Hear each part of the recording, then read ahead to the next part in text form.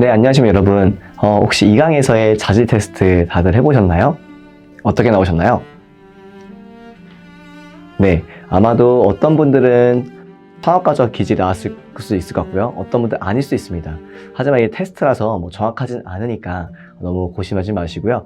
이번에 3강 개인의 창업과적 사고방식에 대해서 한 번 더 알아보시고 조금 더 창업가들이 어떤 생각을 하고 있는지를 한번 보시면 좋겠습니다. 그럼 3강 개인의 창업가적 사고방식 한번 시작해 보도록 하겠습니다. 창업가의 사고방식과 관련된 특징들로는 총 12가지가 있습니다. 첫 번째, 결단과 인내. 두 번째, 성취 동기. 세 번째, 기회 지향성. 네 번째, 끈질김 문제 해결. 다섯 번째, 피드백 추구. 여섯 번째, 내재적 통제 위치. 일곱 번째, 모호성에 대한 인내. 여덟 번째, 계산된 위험 감수. 아홉 번째, 높은 수준의 에너지. 열 번째, 창의성과 혁신성. 11번째, 비전. 12번째, 열정이 있습니다. 자, 이러한 창업가의 사고방식과 관련된 특징들은 어떤 것들이 있는지 한번 예시로 한번 이야기를 해볼게요. 첫 번째, 어떤 결단과 인내. 창업가들은 일반적으로 결단을 내리는 과정과 인내하는 과정들을 반복하는데요. 예를 들자면 조직 내부에 어떠한 직원과 관련된 사건이 발생해서 결단을 내리려고 할 때 일반적으로 창업가들은 즉흥적으로 결단하기보다는 뭔가 고심 또는 팀 내 내부 회의를 통해서 결단하게 되고 그 과정에서 많은 인내를 하게 됩니다. 그래서 흔히 제가 따로 들은 말로는 창업가가 되려고 할 때 가장 중요한 거 두 가지가 있다고 해요. 첫 번째는 끈기이고 두 번째는 참는 거다라고 들었습니다. 그처럼 창업가들은 일반적으로 인내를 통해서 많은 결단을 내리기도 합니다.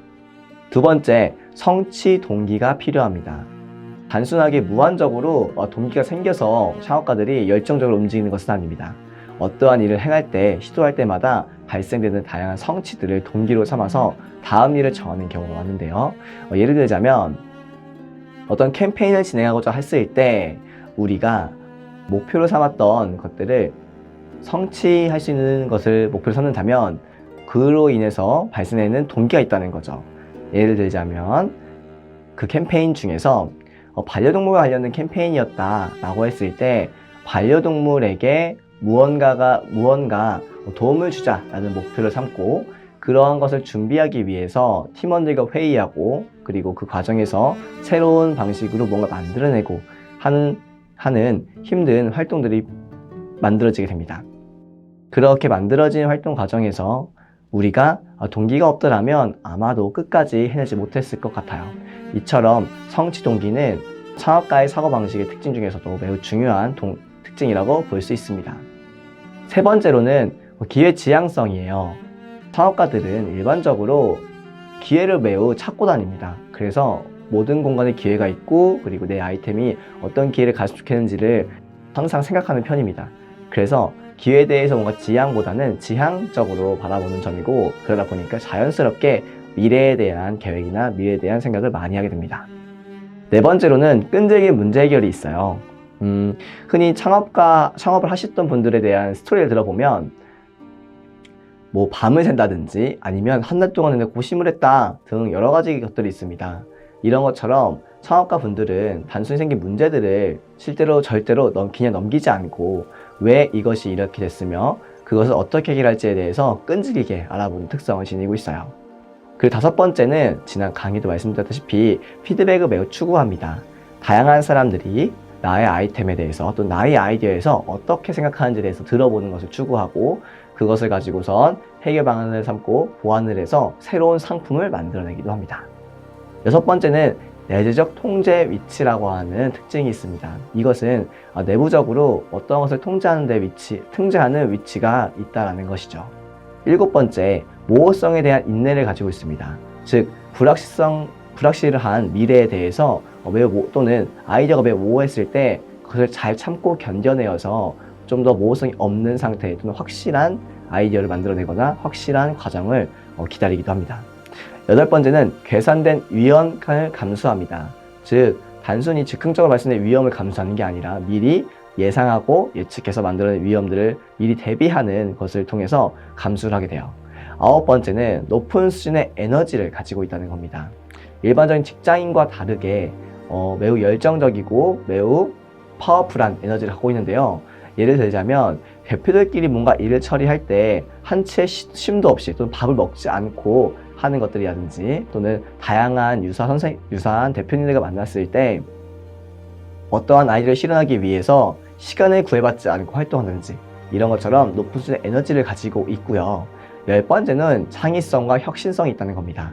우리 앞서서 배웠던 슌페터가 창조적 파괴 과정을 통해서 하는 혁신가다라고 직업과를 정의했어요. 그런 것처럼 창의성을 발현하기 위해서 다양한 것들을 부셔보고 세분화시켜보는 과정과 그리고 그 안에서 혁신적인 해결 방안을 찾아내는 특징이 있습니다. 11번째로 비전을 매우 중시합니다. 창업가들은 바로 이윤을 추구하거나 바로 무언가를 볼 수가 없어요. 그렇기 때문에 멀리 있는 비전을 설정해 놓고 그 비전을 향해서 지속적으로 나아가고 혹시라도 길을 잃어버렸을 때에 가이드로서 활용하기도 합니다. 12번째로는 열정이 있습니다. 이 열정에서는 창업가분들이 앞서서 얘기한 것처럼 성취 동기, 기회 지향성, 끈질기 문제 해결 등에서 볼 수 있었을 텐데요. 기본적으로 많은 창업가분들은 열정적으로 움직여 주시고요. 이 열정이라고 하는 게 단순히 그냥 하는 게 아니라 미래 이익을 위한 열정이다 라고 생각해 주시면 좋겠습니다. 자, 그럼 창업가적인 경험에는 무엇이 있을까요? 창업가들은 사전에 존재하는 것이 아닌 벤처 창업의 탄생 과정을 지니고 있는 새롭고 독특하며 경험적인 내용으로 작용합니다. 특히 지속 가능한 벤처 기업은 세 가지의 평행선의 상호작용에 의해서 결정되어지는데요. 자, 그중 첫 번째로 기회의 출현, 두 번째로 벤처의 출현, 세 번째로 창업가의 출현이 있습니다. 자, 어떠한 기회가 만들어지고 거기에 따른 벤처, 즉 도전적인 뭔가 일들을 하게 되거나 또는 그런 것들이 현실로 나타나게 됩니다. 그리고 마지막 그것들을 진행할 수 있는 창업가가 출현하게 되죠. 자, 이처럼 창업가적인 경험은 세 가지의 평행선의 상호작용에 의해서 결정이 되며 지속가능한 벤처기업, 지속가능한 기업을 만들기 위해서 다양한 경험들을 하고 있다는 것을 알아주시면 감사하겠습니다. 창업가의 위험에 직면하였을 때에는 창업가들은 리스크 테이커라고 하거나 또는 리스크 매니저라고 얘기를 하곤 합니다. 여기서 한마디로 보자면 위험을 감수하는 사람이라는 뜻이겠죠.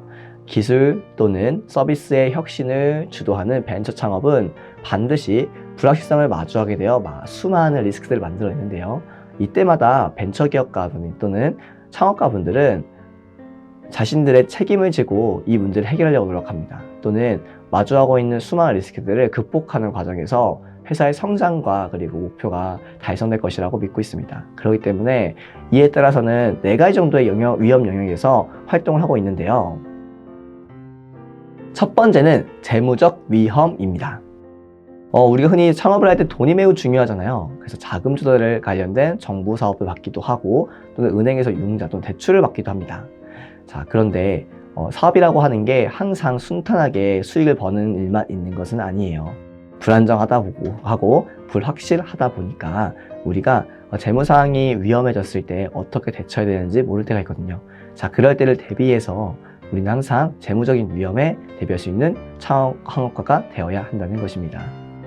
그 다음에 두 번째로는 가족 및 사회적 위험이라는 거 있어요. 최근 토스 대표님이 연설한 강의에 보면은 이런 말을 합니다. 자신이 창업을 하면서 할 수 없었던 것 또는 자기가 잘 못했던 것 중에 하나가 바로 가족을 돌보는 거래요. 자, 그래서 그 대표님이 하시는 말씀이 자, 사업을 한다고 하는 것은 가족과 항상 원하는 것을 할 수 없는 것과 비례한다라고 말씀을 하셨어요. 자, 그런 것처럼 가족이 또는 사회적인 위험이 항상 존재하고 있다는 겁니다. 그리고 세 번째로는 경력의 위험이 있습니다. 창업가들은 사업을 시작하고 나면은 경력 단절이 됩니다. 물론 사장이라고 하는 역할로서는 인정될 수 있겠지만 사업가 자체에서의 무언가 보존 역할이 없기 때문이죠. 특히 저 같은 경우도 마찬가지로 대학생 때부터 창업을 했기 때문에 경력이 대학생 때까지밖에 없어요. 이러한 경력이 단절됨으로 인해서 발생할 수 있는 위험이 항상 도사리고 있는 것이죠. 자, 그 다음에 마지막으로 심리적 위험입니다. 창업가들은 자신의 걱정, 고민인 것들을 직원들과 소통하는 시간이 많지가 않고 주변 사람들을 만나는 기회도 매우 적습니다. 그렇기 때문에 심리적으로 매우 위험 요소가 높은데요. 최근에는 많은 CEO분들이 우울증을 겪고 있다는 소리도 많이 들었어요. 또는 공황장애를 겪고 있다는 소리도 많이 들었습니다. 그 이유는 사장의 또는 경영자 그리고 기업가들은 자신의 이야기를 소통하고 그리고 그걸 풀어갈 수 있는 존재들을 찾기가 매우 어렵다는 뜻입니다. 그래서 이러한 것들이 항상 기업가에게 직면되어 있는 위험이다 라고 보시면 좋을 것 같습니다. 창업가의 자아는 어떨까요? 창업가는 위험 및 스트레스뿐만 아니라 자만한 자아의 부정적인 효과를 경험할 수 있고요. 그리고 창업가들이 성공을 향해 추진하게 만드는 어떠한 특성들이 극단적으로 표현될 수 있는 4가지 파괴적인 특성들이 존재하고 있다고 합니다. 창업가의 자아에서 자만한 자아의 부정적 효과를 경험할 수 있다. 이것은 아마 점점 시간이 지나면서 자신들이 잘 되고 있거나 한다면 흔히 말하는 경영자가 자만을 떨게 되고 자만을 함을 통해서 부정적 효과를 만들어내게 된다는 뜻이 아닌가 싶고요. 두 번째로는 창업가들이 성공을 향해서 뭔가 목적성 있게 추진하려고 할 땐 항상 4가지의 파괴적인 특성이 있으니 그 특성들을 잘 판단해야 한다는 겁니다.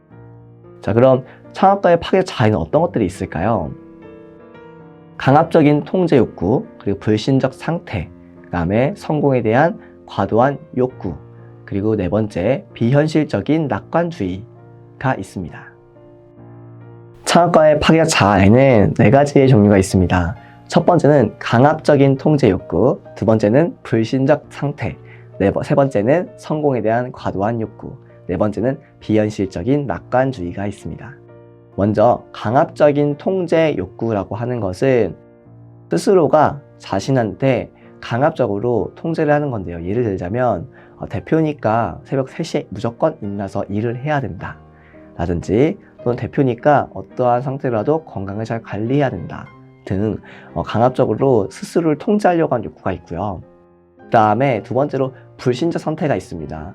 거래처나 또는 거래관계에 속한 사람 또는 같이 활동하고 있는 구성원에 대해서 항상 100% 신뢰를 하는 게 아니라 어느 정도 불신적 상태를 놓여져서 항상 견제하거나 또는 그걸로 인해서 스트레스를 받는 경우도 많습니다.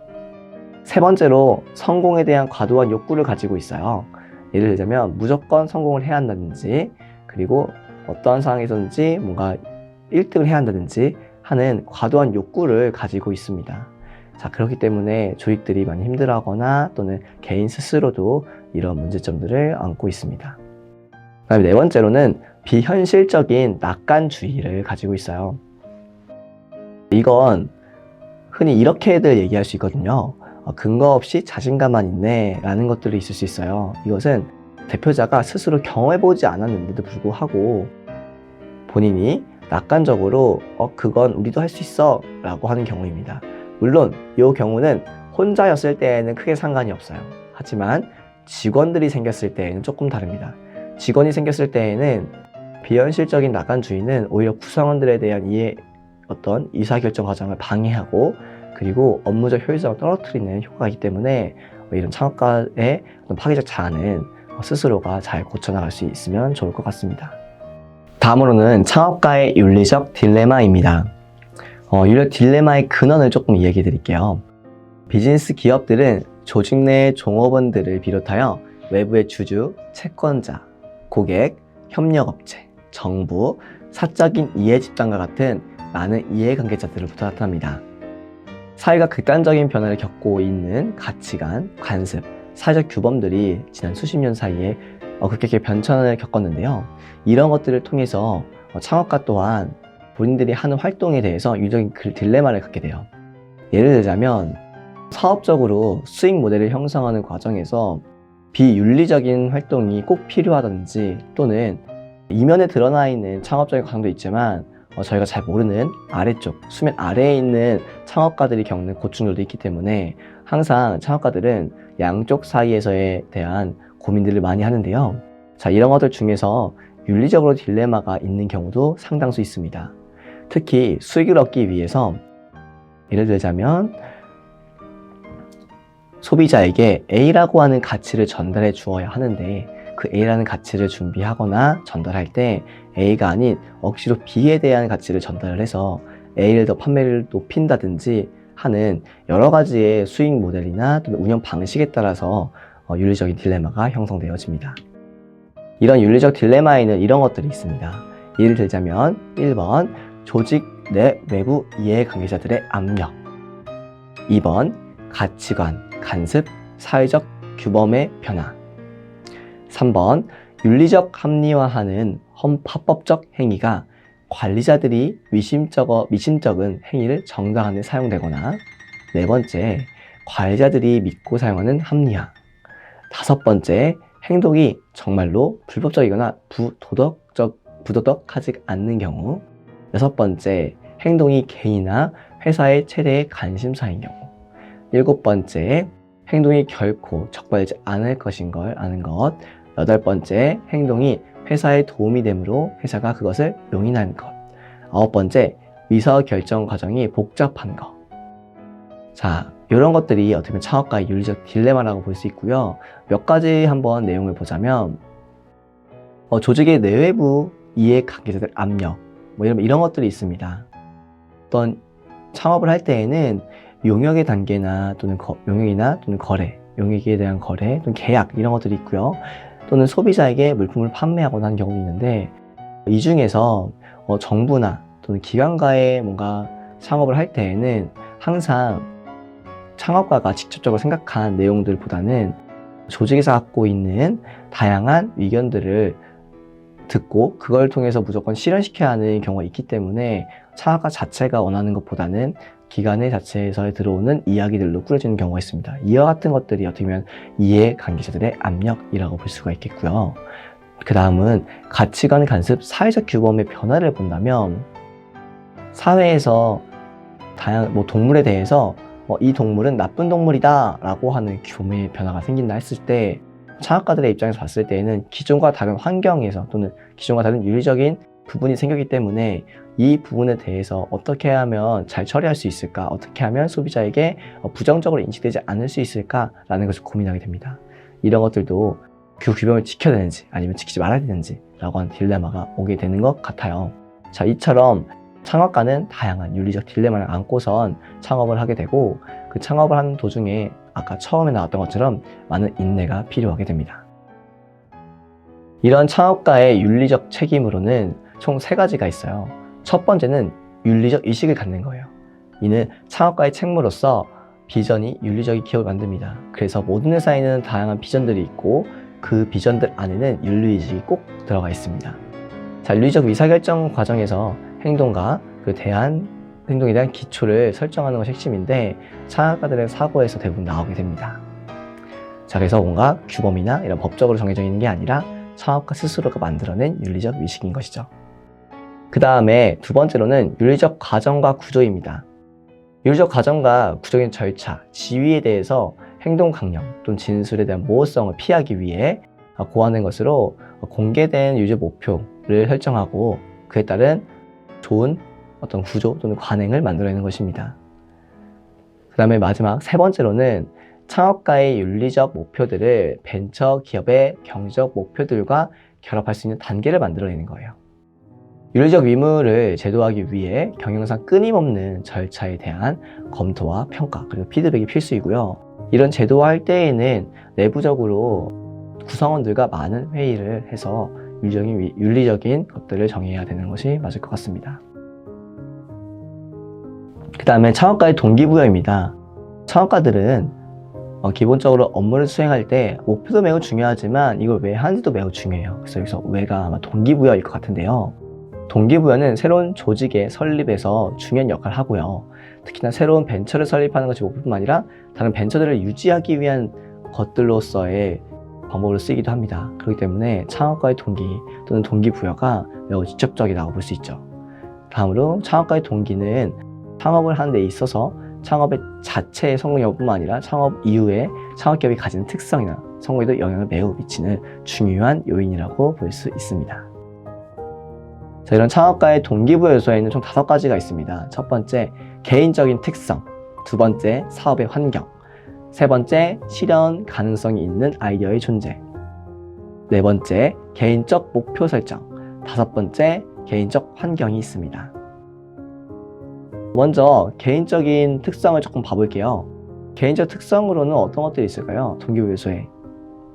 네, 스스로가 어떤 상황에 놓였을 때 또는 어떤 특성을 가진 건데요. 예를 들면 내가 놀기를 좋아한다, 또는 여행 가기를 좋아한다 한다면 여행을 가야 하는 이유가 있을 테고 그 이유를 충족시키는 게 어떻게 보면 동기부여 요소일 수 있겠죠. 또는 개인적 환경에 면했을 때요. 내가 오늘 A 지역에 있다가 B 지역으로 이사를 가게 됐어요. 그 환경이 바뀌게 되는 경우도 있고, 또는 내가 전공적으로 B를 배우고 있는데 내가 C에도 관심이 생겼어 라는 것도 어떤 창업가적인 동기부여 요소라고 볼 수 있겠습니다. 세 번째로는 사업의 환경입니다. 사업 환경에 변화가 될 수 있어요. 아까처럼 규제가 바뀌거나 또는 정책이 바뀌거나 또는 규범이 바뀌거나 또는 사회 환경, 사업 환경에서 A라고 하는 것이 잘 팔렸었는데 이번엔 B라고 하는 것이 잘 팔리거나 라는 등 여러 가지 환경 내에서 동기부여가 각각 다르게 발생할 수 있고요. 그 다음에 네 번째로는 실현 가능성이 있는 아이디어들이 존재한다는 겁니다. 그래서 저게 무조건 되겠어 라고 하는 아이디어가 존재한다면 그거에 따라 동기부여가 생기고요. 다섯 번째로 개인적 목표를 설정합니다. 예를 들면 저희 회사 같은 경우에는 꿈이 있는 청년들에게 1시간 정도 꿈을 이뤄주는 게 목표예요. 자, 이런 것처럼 회사 자체의 비전 또는 개인의 비전들이 목표화돼서 동기부여를 형성하기도 합니다.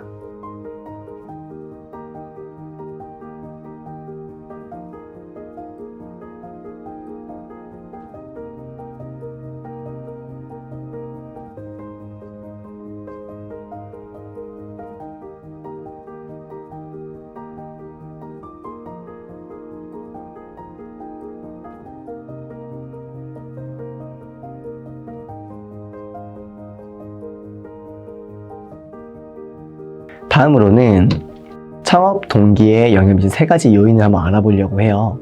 첫 번째로는 창업이 바람직하다고 느낄수록, 두 번째로는 개인의 행동성이 진취적일수록, 세 번째로는 창업 성공 가능성이 높다고 느낄수록 많은 창업가들이 창업의 열망을 높이고 그리고 기업가적인 행동으로 표출할 가능성이 높아진다라는 조사 결과가 있습니다.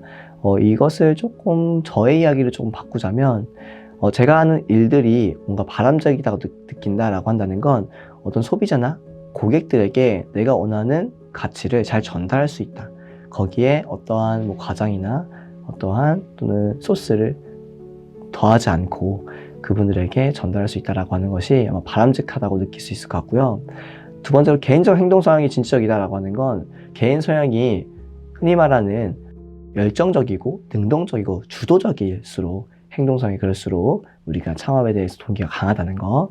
그리고 마지막으로 창업 성공의 가능성이 높다고 느낄수록에서는 어떠한 아이템을 설정했을 때 이 아이템이 뭔가 출시가 된다면 가장 큰 성공률로 잘 될 것 같다라고 하는 확신이 들었을 때인 것 같아요. 이처럼 개인의 창업가적 사고방식에서의 창업 동기에 영향을 미친 요인들은 세 가지가 있다고 볼 수 있고요. 이어서 그 세 번째 강의를 하기 전에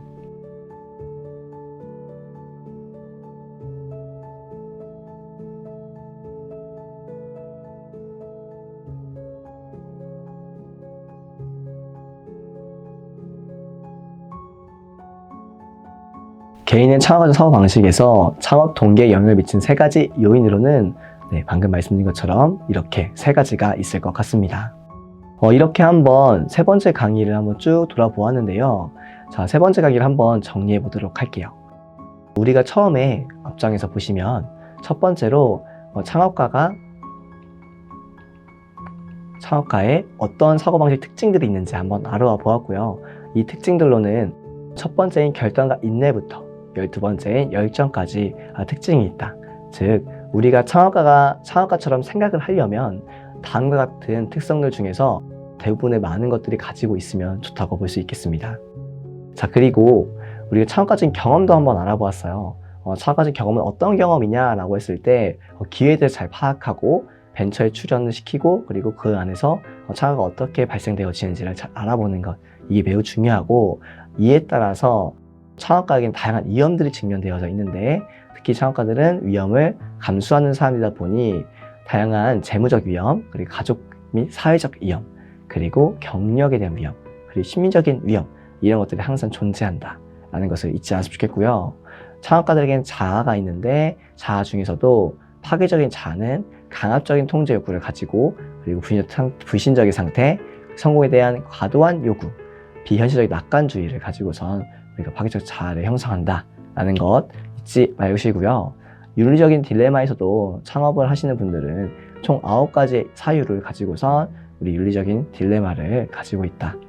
그리고 이러한 윤리적 딜레마를 해결하기 위해서 윤리적 책임이라는 것을 형성해서 지고 있는데, 첫 번째는 윤리의식을 가져야 된다.